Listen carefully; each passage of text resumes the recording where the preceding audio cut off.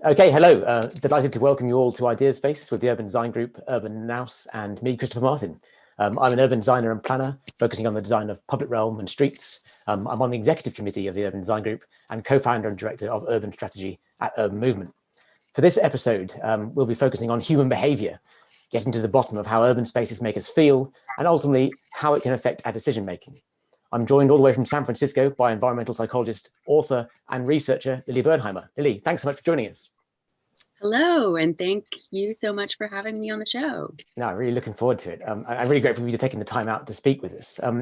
Just to kick things off and get everyone in the mood, I was wondering if you could set out your thinking and how you approach the design of urban places. And if you had anything you wanted to share, feel free to jump in. Right. Yes, I will start just by telling you a little bit about my work at Spaceworks Consulting, my book, The Shaping of Us, and really, what this means about why I believe environmental psychology is so important to delivering spaces that are better for human well-being.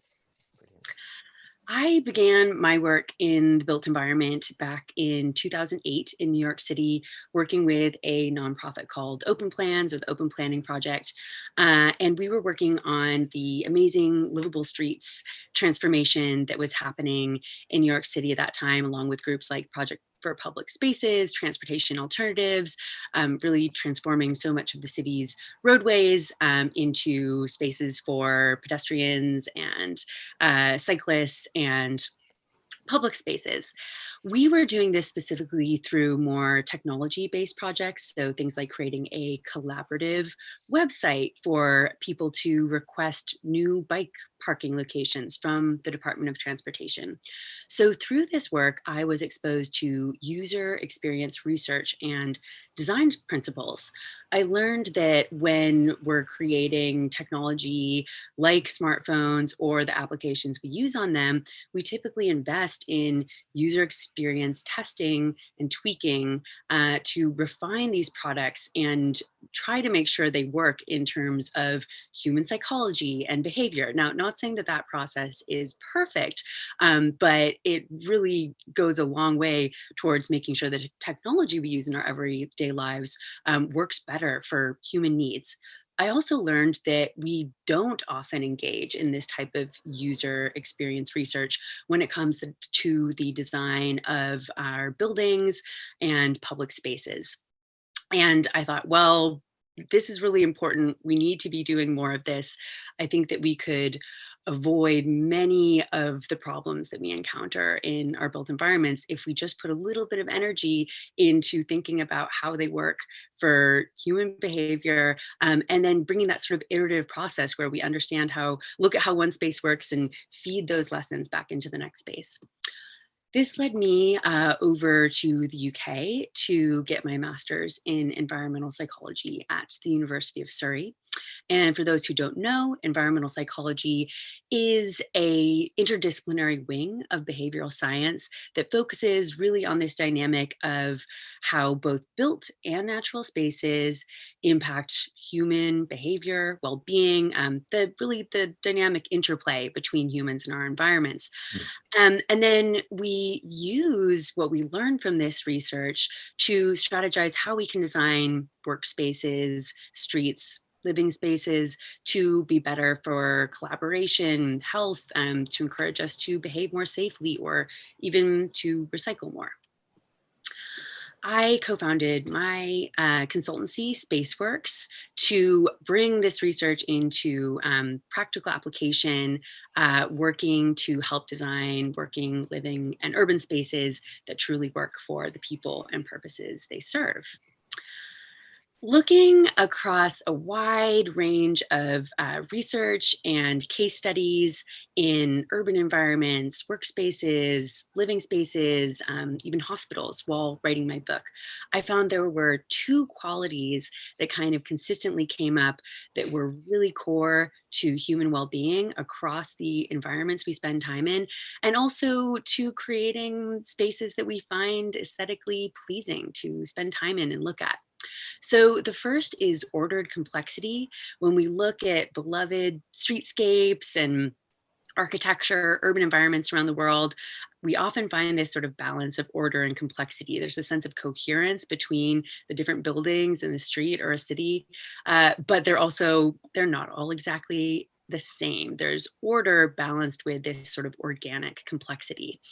Then, on the other hand, we have this quality known as collective efficacy, which refers to a common sense of agency, sort of informal social control, and trust in a community. And what we find is these two qualities really kind of go together and support each other in various types of human environments.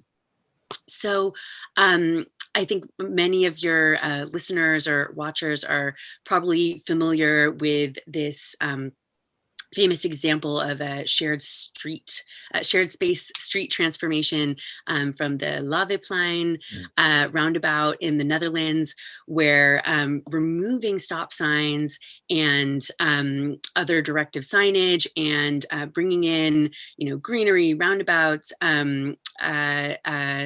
fountains, other things that created a more beautiful space, was part of a transformation that made this space safer and also made it more effective for cars and pedestrians and cyclists to move through. So I think that this is a really beautiful example of collective efficacy, how removing controlling elements and enabling people to interact with each other, trusting them to follow their instincts, can enable a type of collective efficacy that actually can work better spatially in many ways than trying to control every little bit of people's behavior.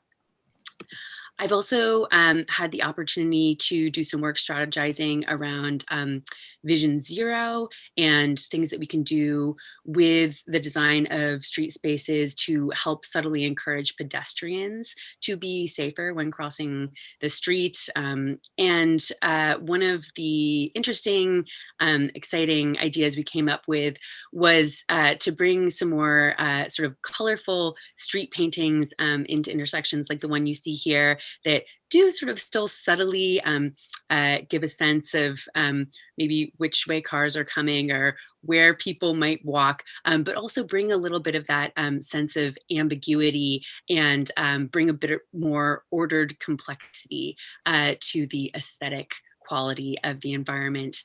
And I think this is a great example of how environmental psychology can help us deliver better spaces.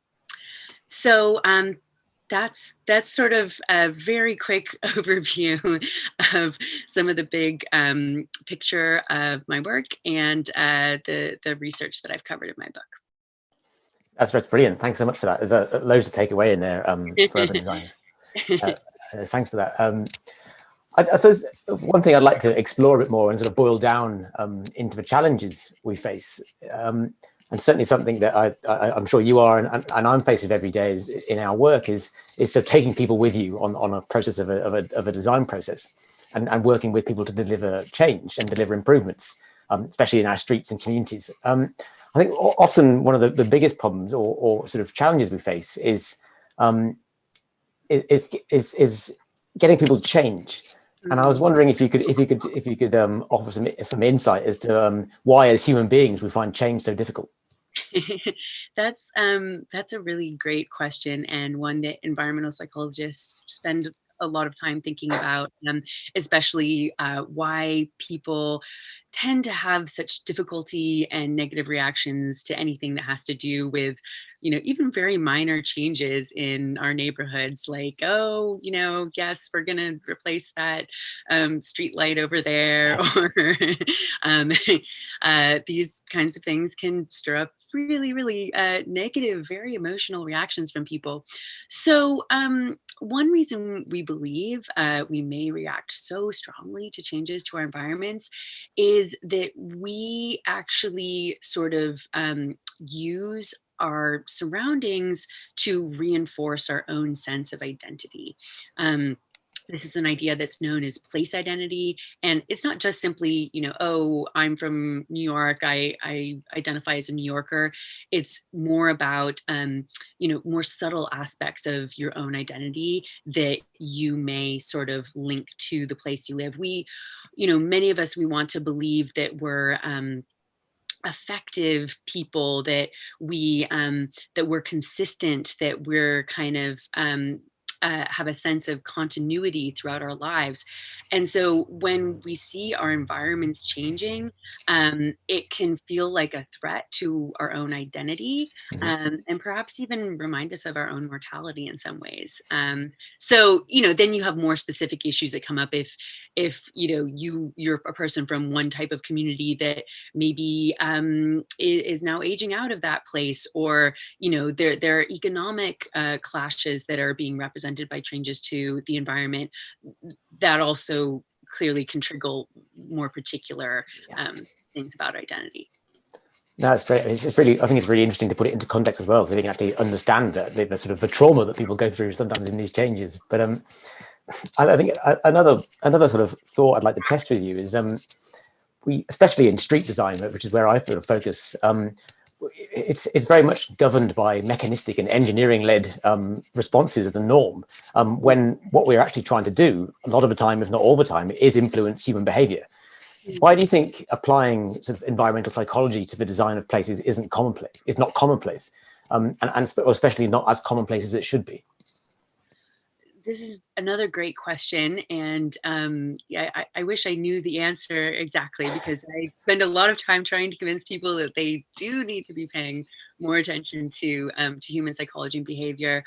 I mean, I think that we, at least in certainly American and British society, we have this really strong identification with the idea that humans are sort of rational and logical creatures. And I think we see that in this mechanistic approach to urban design, transportation strategy, like you're saying, well, okay, if we just lay everything out very logically, that's the way we truly work and think, so that will work for people. And what we find when we look at behavioral science research is that we're really not as rational and logical as we want to think that we are. There's all kinds of ideas about, well, if people only had the appropriate information, if they only knew how detrimental flying or driving or something was, they wouldn't do that. But we find is information isn't enough to sort of guide or change people's behavior. We really need to tap into more emotionality to be able to do that. So I think, yeah, we want to think that we're logical, basically, even when we're shown that we're not. Yeah, it's something I've always reflected on as well, and it's the same reason why I don't think we work with enough artists in the sort of in the public realm, because the idea of testing ideas with people who think differently, I think, is incredibly important, because obviously we can't design a space for the use we want that for any one moment, because what we need from a street or a space changes throughout the day. So the idea of of working with different people is really important, I think. So and actually using those kind of different perspectives is key as well. Yeah. I think it probably tees into my another question I wanted to explore. But I mean, cities globally are undertaking enormous change at the moment, and in London especially, we've signalled a gear change towards getting more people to walk and cycle, which the central government have just released their new targets and ambitions. Personally, I've been working on a theory of hedonistic urbanism for some years, saying that we have to make what's good for the planet, good for people, and good for cities the most enjoyable, the most fun, and the most self-indulgent option. So we queue up for it rather than other ways around it. But from your experience, what do you see as the best way that we can invite people to change their behaviours? Behaviours that have often become commonplace in their lives, in favour of things that are in fact better for them and better for society as a whole. Well, I absolutely agree with what you said, that if we want people to change their behavior, we have to make it easy. We have to make it social. We have to make it fun and engaging. There's certainly a time and a place for being serious, and for yes, for sharing some information about how grave the problems we're facing in the world are, and to sort of particularly at the policy level, to get the seriousness of these changes we need to make across. But when it comes to trying to change behavior of everyday people at the everyday level, I think it's really, really important to just try to make it as seamless and enjoyable as possible. The behavioral insights team in the UK has come up with this mnemonic, which makes it quite easy to remember what some of the best ways of integrating these behavior change policies are. The mnemonic is EAST, so it's easy, attractive, social, and timely. So thinking about, say, wanting to encourage people to cycle more, or any other sort of, or to live in places where they will be less dependent on cars. You want to think about all those things. I think the timely one is quite interesting. There's a lot of research to suggest that if you can encourage people to make changes at sort of key moments in their lives where they might already be making a lot of other changes. So that could be like leaving their family home when they're teenagers or in their 20s, forming new partnerships, having children, changing jobs, all of those things. If you can sort of get to people at a moment where they're already making a lot of changes. Transportation behavior often changes when people have children, for instance. And then they think, oh, all right, well, yes, I was all excited about living in the city center and cycling to work, but now I have children, and that's all out the window. That's an identity change. And so I think if we can think about targeting people at those key moments and getting them to understand how this new point of their identity in their lives, well, you're going to be a parent now, and yes, you'll have new responsibilities, but here's how it can also be fun to have your kids be in the walking school bus, or whatever those changes might be. But then, yes, I think it's so important to make obviously we need to have places for walking and cycling. We need to ensure that they're safe and accessible, and that they don't leave people off at, so many times there's a bike lane, it's great, and then suddenly you're dumped in the middle of some street with nowhere else to pick up. So, thinking in a coherent sense, but making them beautiful, attractive spaces for people to spend time. Daniel Kahneman is a famous Nobel Prize-winning psychologist, behavioral economist, and he said, no one ever made a decision because of a number. They need a story, and so I think we need to think about that in creating stories for people to follow and engage in our cities. Thinking Fast and Slow is definitely one of my favorite books of all time as well. So it's probably behind me somewhere. Right. And just on that as well, we hear so much about nudge theory and those kind of that kind of idea. I was wondering if you could sort of add a bit more insight about nudge theory and how we can use environmental psychology to sort of help nudge people to change and indeed be safer, as you were mentioning in your intro there about how people can be safer on streets.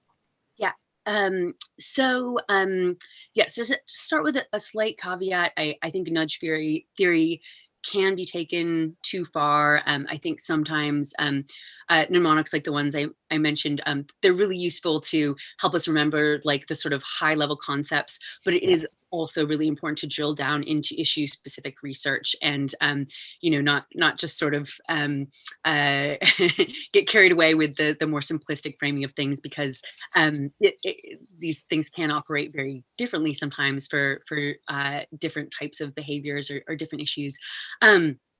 But that said, I had the opportunity, as I mentioned briefly, to kind of try to apply some of these insights to this Vision Zero conundrum, which is, I think a lot of cities, and certainly cities can do much more to try to influence drivers to be safer, and that's the real issue that we're facing with Vision Zero.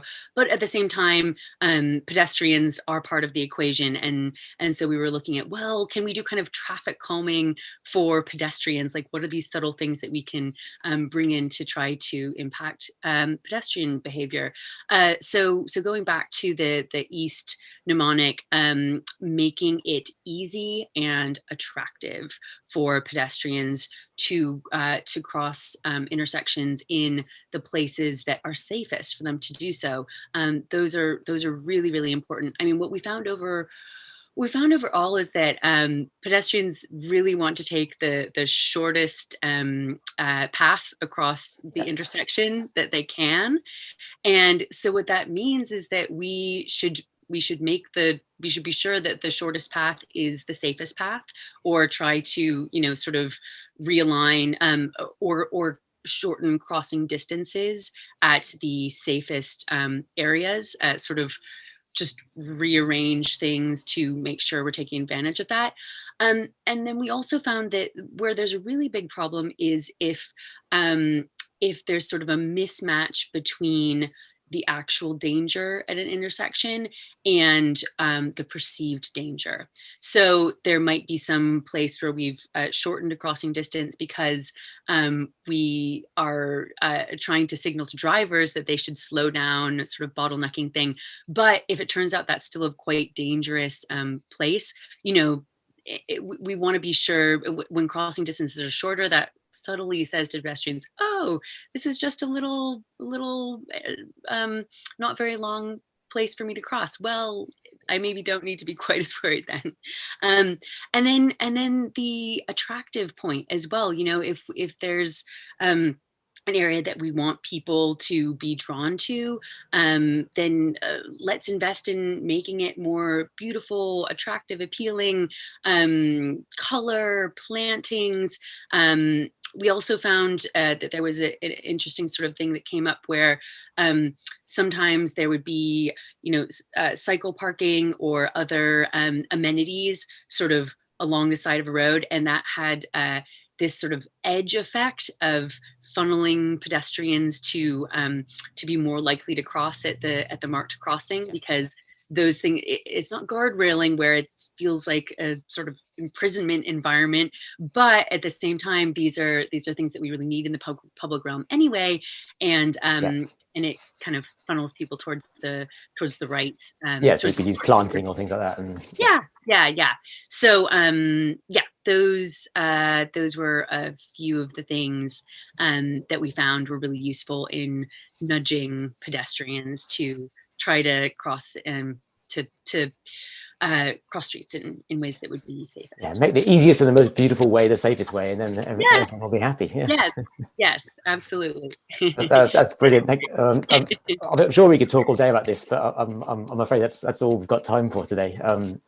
There's a huge amount to take away and apply for urban designers in your work and what you said today. So I know this will be a really valuable session for everyone involved in shaping cities. So thank you. And it just leads me also to say thank you to everyone who's listening into this as well. I hope you enjoyed this episode of Idea Space by the Urban Design Group, Urban Nous, and me, Christopher Martin.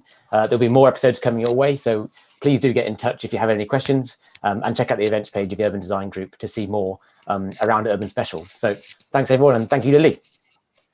Thanks.